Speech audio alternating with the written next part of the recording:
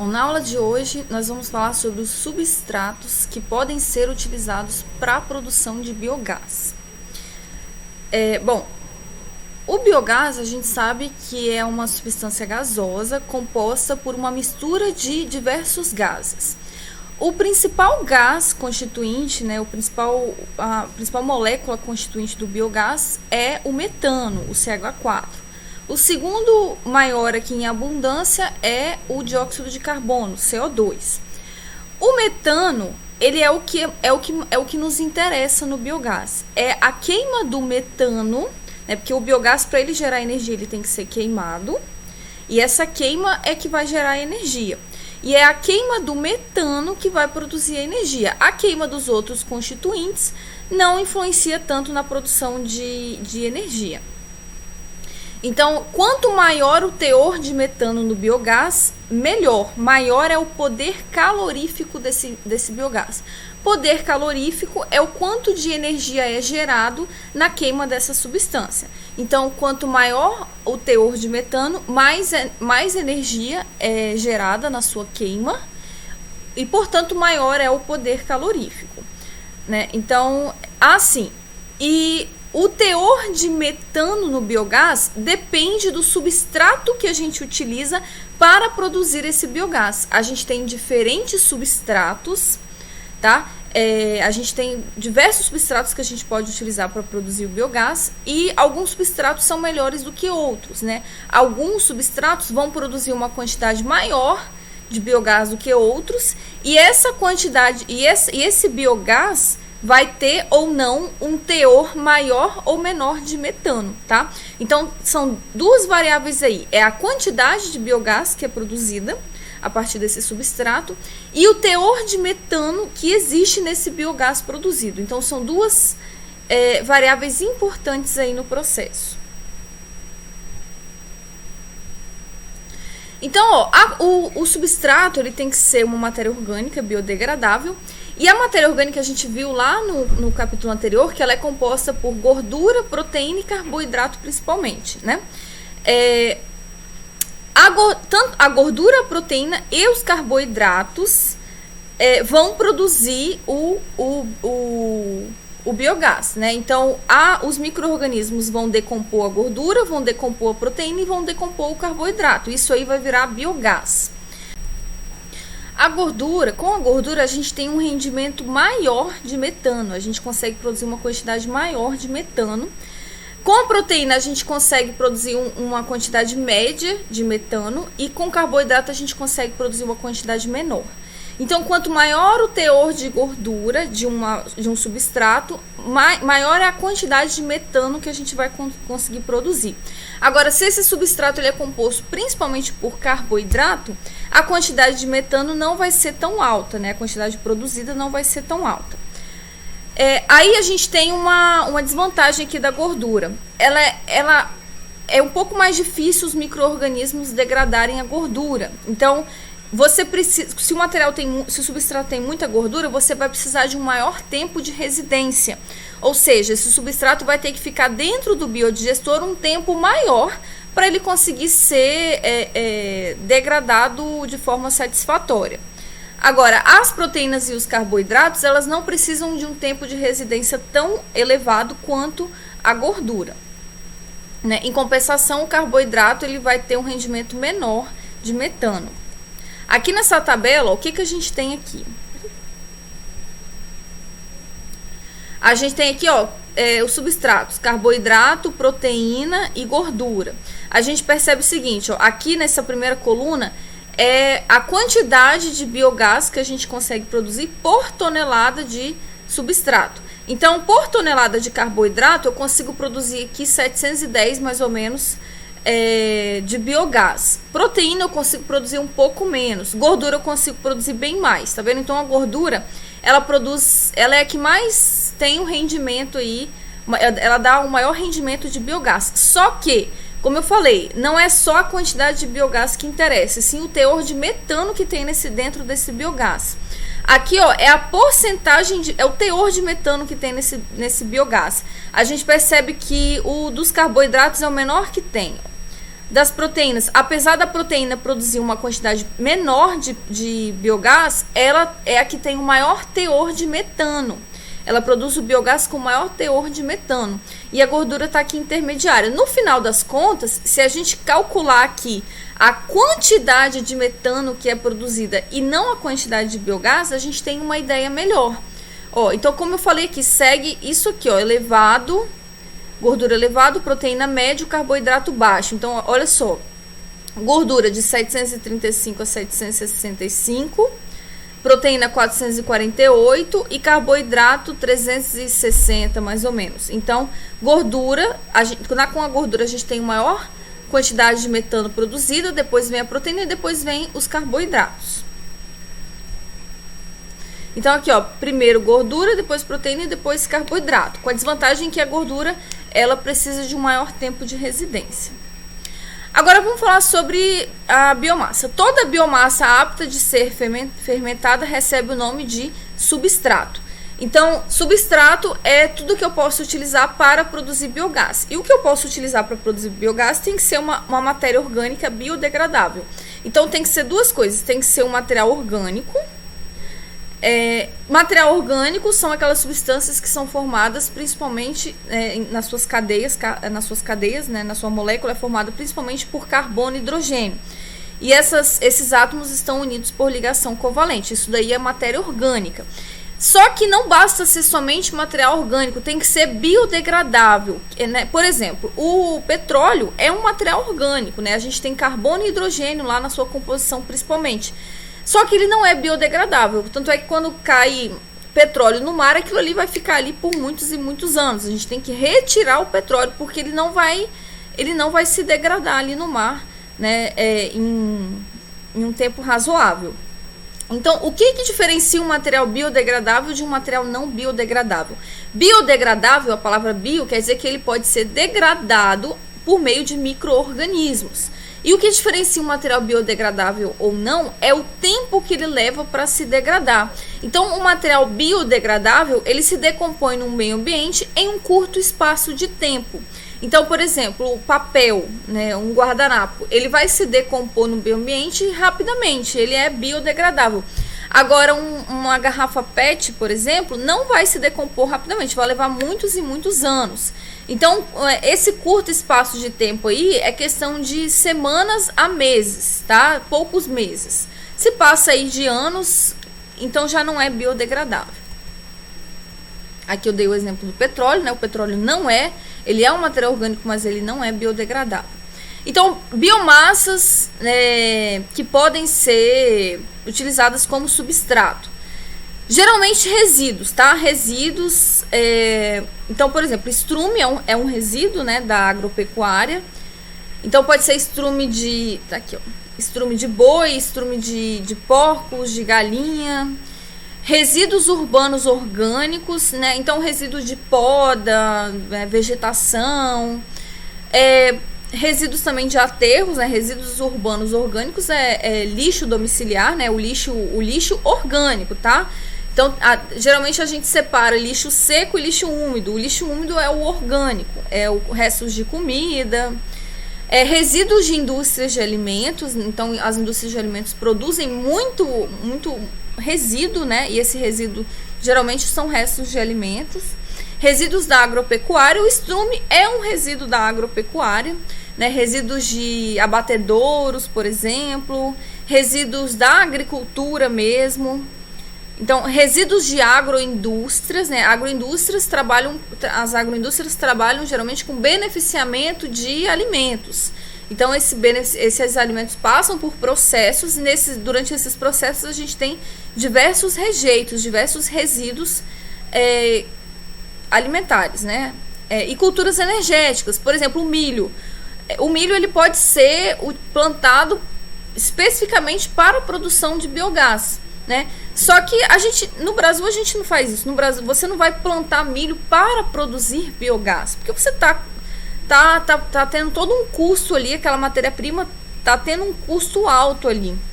Então, geralmente a gente usa resíduos para produzir biogás, tá? A gente não planta uma cultura especificamente para produzir biogás. A gente costuma utilizar resíduos, já que a gente tem resíduos orgânicos em abundância aqui no Brasil. Então tá aqui algumas fotos, milho, né?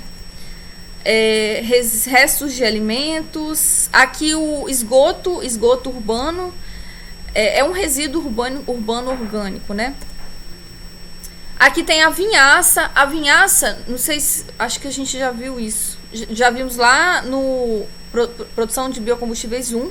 A vinhaça é um resíduo da produção de etanol. Lembra? Na produção de etanol a gente tem a destilação. A destilação é para concentrar o álcool. E aí no fundo sai a vinhaça. Essa vinhaça é rica em matéria orgânica e ela é produzida em grande quantidade. Então ela pode ser utilizada para a produção de biogás.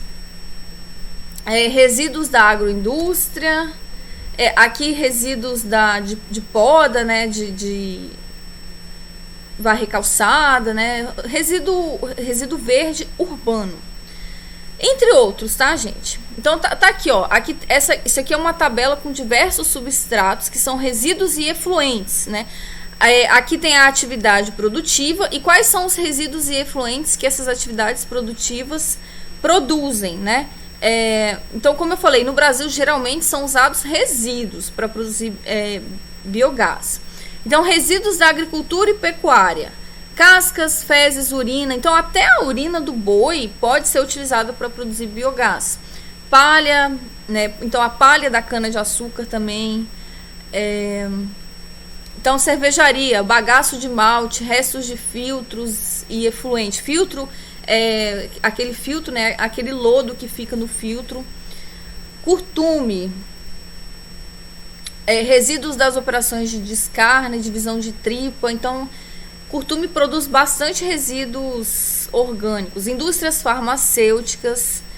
E não é todo resíduo de indústria farmacêutica que pode ser utilizado, tá? Tem que ser resíduos com alto teor de substâncias biodegradáveis. E esses resíduos das indústrias farmacêuticas não podem estar contaminados com substâncias nocivas. Panificação, né?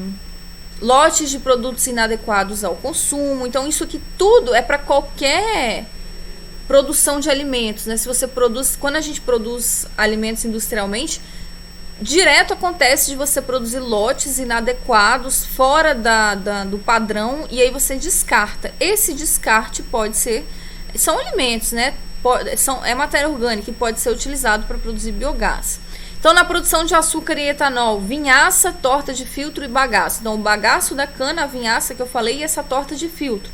A torta de filtro é quando o caldo passa pelo filtro, sobra ali uma torta. Essa torta é rica em matéria orgânica e pode ser utilizada para produzir biogás. Então, produção de amidos e farinhas, mandioca, batata, produção de café e chá. Tudo quanto é produção de alimentos, você tem resíduos de alimentos e esses resíduos têm alta quantidade de matéria orgânica. Produção de celulose, papel, cartonagem, produção de conserva, laticínios, então, soro de leite, lotes estragados, resíduos dos separadores de gordura. Então, se você usa um separador de gordura, em vez de descartar a gordura, você utiliza a gordura para produzir biogás. Então tá aqui, ó, tudo quanto é produção de vinhos, sucos. Quando envolve produção de alimentos, existem muitos resíduos efluentes que são utilizados, que podem ser utilizados como substratos.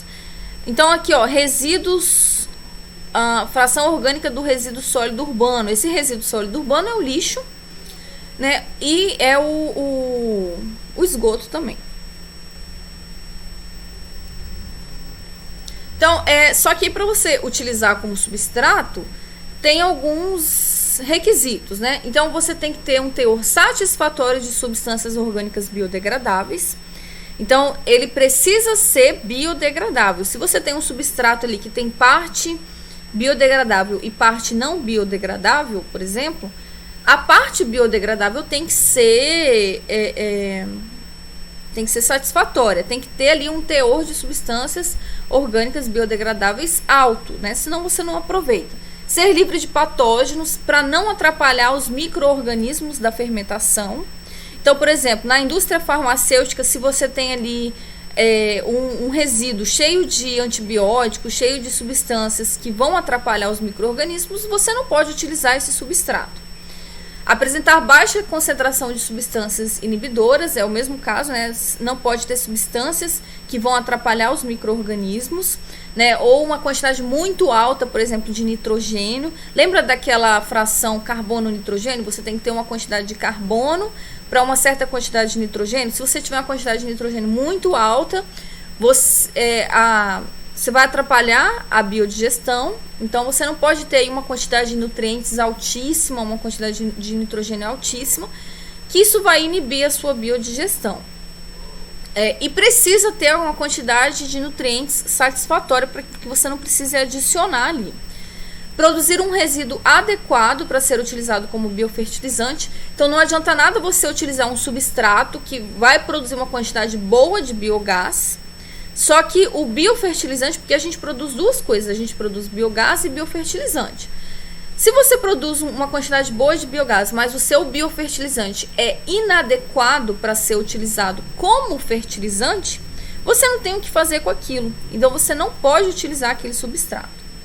Apresentar grande disponibilidade, então por isso que a gente usa resíduos, porque geralmente os resíduos eles estão aí em grande disponibilidade. Se essa disponibilidade for sazonal, né, for de tempos em tempos, você pode utilizar um recipiente para armazenar esse substrato, ou você pode utilizar um biodigestor em batelada, que aí você só vai botar o biodigestor para funcionar de tempos em tempos. E ter baixo custo, né? Senão a gente vai ter aí um biogás muito caro. Aí tem uma pergunta aqui. Não devem ser inseridos no biodigestor minerais como areia e pedras. Por quê? Porque, como eu falei, o substrato ele tem que ser um material orgânico biodegradável. Minerais como areia e pedra não são materiais orgânicos. Eles não são degradados pelos micro-organismos. Eles vão atrapalhar o processo. Então, o ideal é que quando a gente tem um substrato contaminado com esse tipo de material, a gente tem que separar, né? Tirar ali essa areia, pedra, fazer uma separação anterior, porque senão isso aí acaba se acumulando no fundo dos biodigestores, entupindo as tubulações, isso aí atrapalha. Agora eu vou falar aqui de um substrato que é muito utilizado no Brasil, que é o esterco. A gente viu naquela reportagem que esterco da pecuária é muito utilizado no Brasil, principalmente da criação de porcos. Na criação de galinhas, na criação de bovinos também, tanto bovinos para produção de leite quanto bovinos para o abate, tá? Então o Brasil, como ele é um grande produtor de animais, ele tem um enorme potencial de aproveitamento energético devido a essa criação de gado e suínos. Então a gente tem que aproveitar isso daí. E também tem uma crescente exigência ambiental, porque esses dejetos, esse esterco produz, produz metano que vai para a atmosfera. Então existe aí uma exigência ambiental para que se aproveite esses dejetos.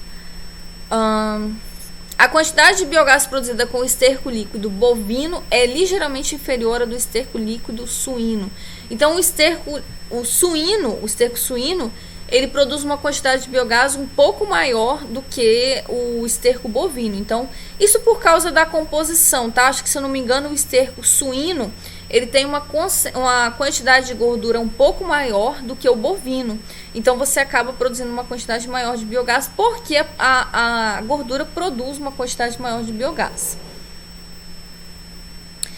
Outra coisa também, além disso, né, além do esterco suíno produzir uma quantidade maior de biogás, ele também produz um biogás com um teor maior de metano. Então o esterco suíno, ele é melhor que o bovino por causa dessas duas questões aí. Geralmente o esterco é líquido, ele vem na forma líquida porque se usa água para lavar os estábulos. Então essa água aí mistura com as fezes, e aí você tem um esterco mais líquido. Então tá aqui, ó, limpeza dos estábulos, você tem um esterco líquido geralmente. Isso é bom porque o esterco líquido facilita, ele tem maior bombeabilidade, então facilita o transporte, você tem um transporte mais facilitado, você usa bombas e consegue transportar isso facilmente. Agora, substratos sólidos, você não pode utilizar bombas para transportar. Você pode, quando a gente tem o esterco no formato líquido, você pode utilizar diversos equipamentos biodigestores, né? A gente tem poucos biodigestores que são adaptados para substratos sólidos, a maioria são para substratos líquidos. E você pode usar também o esterco, você pode utilizar um co-substrato nesse esterco. Como ele está no formato sólido, você pode adicionar ali, sei lá, resíduos urbanos verdes, né, que são os resíduos de poda, você pode adicionar ali. Que como ele está líquido, você adicionando um pouco desse resíduo, ele vai continuar líquido. Então isso permite que você adicione um co-substrato ali. Co-substrato é um substrato que você vai misturar ao outro. Agora aqui, ó, resíduos verdes e grama. Esse tipo de substrato, ele vem das atividades de conservação de parques e arborização. Então, são resíduos de poda, varredura das cidades, de parques, né? E isso aí, a gente acha que não, mas a gente tem uma grande quantidade desse resíduo aí sendo gerado nas cidades. O problema é o seguinte... Geralmente a gente tem que abastecer as usinas de forma contínua. O problema é que a produção desses resíduos é em regime sazonal. Você não poda as árvores todo dia, você poda elas de tempos em tempos. Então, para você ter um abastecimento contínuo das usinas, você tem que armazenar esses resíduos e ir utilizando de pouco a pouco. Essa armazenagem, né, esse resíduo, essa armazenagem não é de qualquer forma, ela tem que ser ensilada, né, tem que ser armazenado em silos. Os silos são construções destinadas ao armazenamento e conservação de grãos, sementes, cereais e forragens. Então, é toda uma tecnologia envolvida aí, você armazena aí de uma forma que o seu material ele não vai perder aí a capacidade de produzir biogás. Tem outro problema também, custos de transporte elevados. Então, você tem que transportar isso daí para os biodigestores. Geralmente, esses biodigestores não estão nas cidades e esses resíduos são produzidos nos centros urbanos. Então, você tem um custo com o transporte. Às vezes, esse custo não vale a pena. Então, por causa disso, né, dessa sazonalidade, desse custo com o transporte, esse tipo de resíduo de poda e corte de grama, eles são mais destinados à compostagem do que para a produção de biogás. Deve ser separado de materiais estranhos, como galhos e pedras, antes de ser carregado no biodigestor, né? Porque essas pedras, esses galhos, eles não são digeridos pelos micro-organismos. Aí vocês perguntam, mas o galho não é uma matéria orgânica? Sim, olha só, resíduos com alto teor de lignina. Lignina é um componente lá das plantas, né? Na planta a gente tem celulose, hemicelulose e lignina. A lignina, ela é uma substância orgânica, só que ela é praticamente não biodegradável. É muito difícil os micro-organismos degradarem ela de forma satisfatória em um curto espaço de tempo.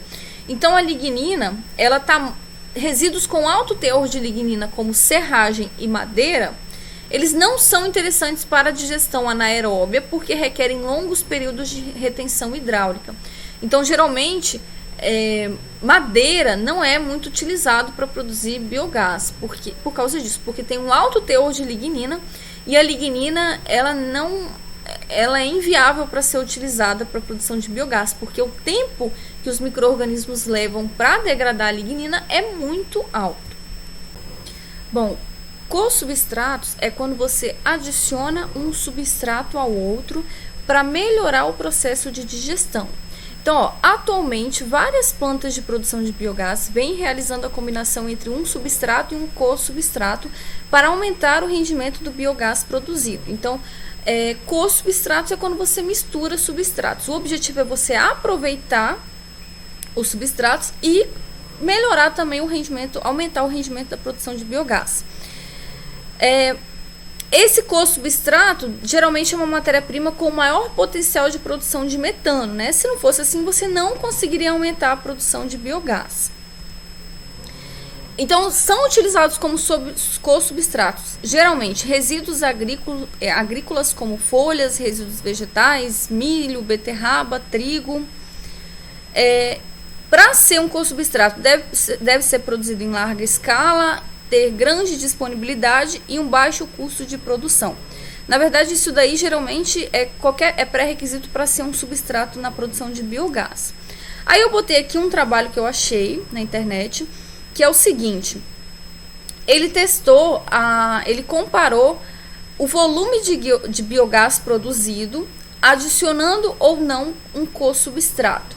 Então, ó, essas primeiras 3 curvas aqui, ó, isso aqui aqui no eixo Y, a gente tem o volume bruto de biogás, então o volume de biogás em ml, ao longo do tempo. Então, a cada um desses aqui é um dia, tá vendo? E aí, todo dia ele foi lá e mediu qual era o volume de biogás ali acumulado ao longo desses dias.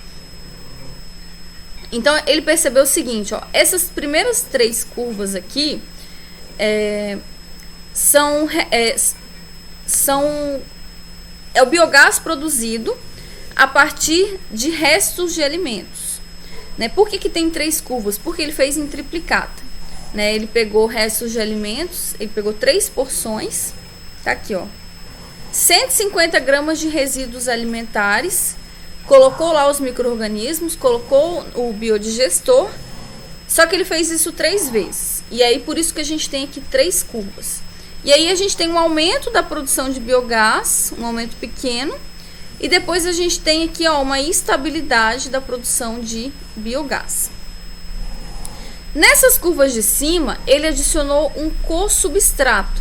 Ele fez o seguinte: ele pegou 75 gramas de resíduos alimentares e misturou com 75 gramas de poda de grama, dando no total aqui, ó, 75 mais 75 dá 150 gramas. Então, a quantidade de substrato é a mesma para esse aqui de baixo, sem o co-substrato, e para esse aqui de cima com o co-substrato. O co-substrato aqui, no caso, é a poda de grama. E aí ele fez isso 3 vezes também, por isso que a gente tem aqui 3 curvas. E aí ele viu o seguinte, ó, a quantidade de biogás produzido é muito maior, tá vendo aqui, ó, olha a diferença quando a gente não utiliza um co-substrato. Então, o objetivo aqui do co-substrato é melhorar a produção de biogás. O co-substrato, quando a gente faz essa junção de diversos substratos, a gente ameniza os problemas de um substrato. Por exemplo, se tal substrato falta nutriente, eu vou lá e adiciono um outro substrato que tem excesso de nutriente. Então, você ameniza os problemas, né? Você ameniza a falta de nutriente e você ameniza o problema de excesso de nutriente. Então, você faz isso para aumentar a produção de biogás. Agora, vamos falar um pouquinho das plantas de biogás que existem aqui no Brasil. Vamos falar quais são os substratos que essas plantas utilizam. Então, esse primeiro gráfico aqui, ele mostra os substratos mais utilizados no Brasil. Então, a gente vê aqui, ó, que os substratos da suinocultura, né, a gente tem 40%, 40% dos substratos utilizados no Brasil é da suinocultura, ou seja, substratos restos aí da criação de porcos. Depois, aqui, substratos utilizados na produção de biogás no Brasil. Então, a maioria aí é da criação de porcos.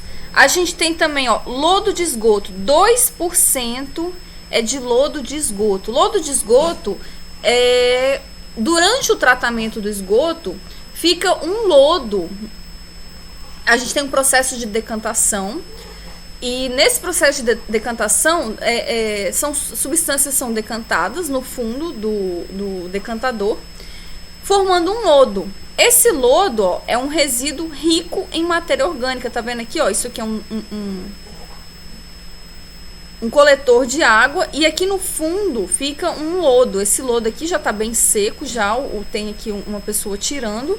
Isso aqui é rico em matéria orgânica, né? Para eu produzir biogás, eu preciso ter matéria orgânica. E tem também muitos micro-organismos, nutrientes aí nesse lodo. Então, esse lodo é gerado durante o tratamento do esgoto, nas estações de tratamento. A gente tem também 6% de provenientes de aterro sanitário. Né? A gente viu que no aterro sanitário a gente existe a produção de biogás.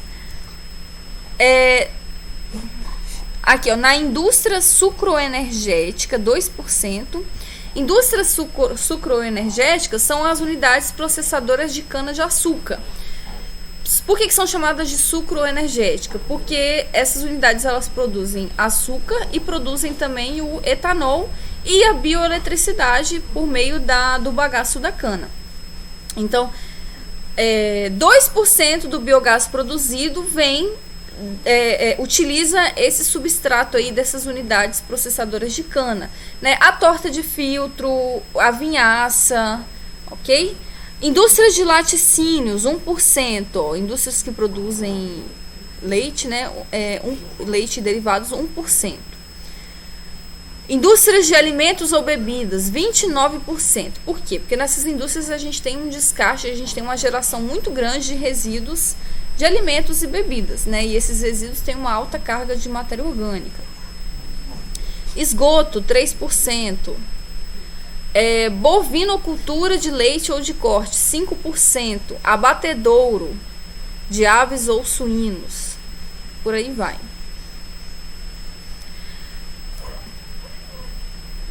Agora, nesse gráfico aqui da direita, a gente mostra como que esse biogás é aplicado. Então, ó, 47% do biogás produzido é aplicado para geração de energia térmica, ou seja, para geração de calor, geralmente dentro da própria indústria. 39% é aplicado para geração de energia elétrica e 11% aplicado para geração de energia mecânica. Tem lá, gente, formas de você transformar o biogás, né? Você queima, para isso o biogás ele tem que ser queimado. E através de equipamentos você tem essa conversão em energia térmica, elétrica ou mecânica. E 3% é utilizado como biometano para substituir o gás natural veicular, né? 3% então é para produzir biometano. Aqui a gente tem o número de plantas de biogás no Brasil. A gente tem 521 plantas. Isso aqui acho que foi feito em 2019, tá? Não tá tão recente, mas não tá tão... tá relativamente recente esses dados aqui. Acredito que não deve ter mudado muita coisa de 2019 para cá. Então a gente tem um total de 521 plantas de biogás no Brasil. Aí olha só esse dado aqui. 80% das plantas utilizam substratos vindos da agropecuária, ou seja, resíduos da agricultura e da pecuária. Então, um total de 80% dessas 521 plantas, que dá 416 plantas. 416 plantas utilizam resíduos da agropecuária. Somente 62 plantas, que corresponde a 12%, utilizam resíduos da indústria. E apenas 8%, que corresponde a 43 plantas, utilizam resíduos sólidos urbanos e resíduos da estação de tratamento de esgoto. Então, lixo urbano e esgoto urbano. Aí repare o seguinte, olha que curioso esse dado aqui. Essas 416 plantas que utilizam resíduos da agropecuária produzem apenas 12% de todo o biogás produzido no Brasil. E essas 43 unidades aqui que utilizam resíduo sólido urbano e resíduos da estação de tratamento de esgoto são responsáveis por produzir 76% de todo o biogás produzido no Brasil. Ou seja, o que a gente percebe aqui, ó? A gente percebe que existem muitas plantas de pequeno porte, porque essas plantas aqui produzem apenas 12% de todo o biogás do Brasil.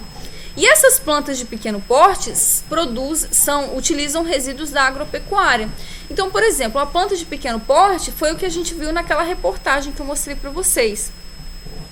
Ali a gente tem plantas de pequeno porte que utilizam os resíduos da própria fazenda para não ter que descartar aquele resíduo na natureza e aproveitar e produzir o biogás e utilizar na própria fazenda. Então, essas plantas, a gente tem uma quantidade muito grande dessas plantas, só que elas produzem pouco biogás. Agora, a gente tem uma quantidade pequena de plantas de grande porte, né? E essas plantas de grande porte são as responsáveis por produzir a maior parte do biogás no Brasil.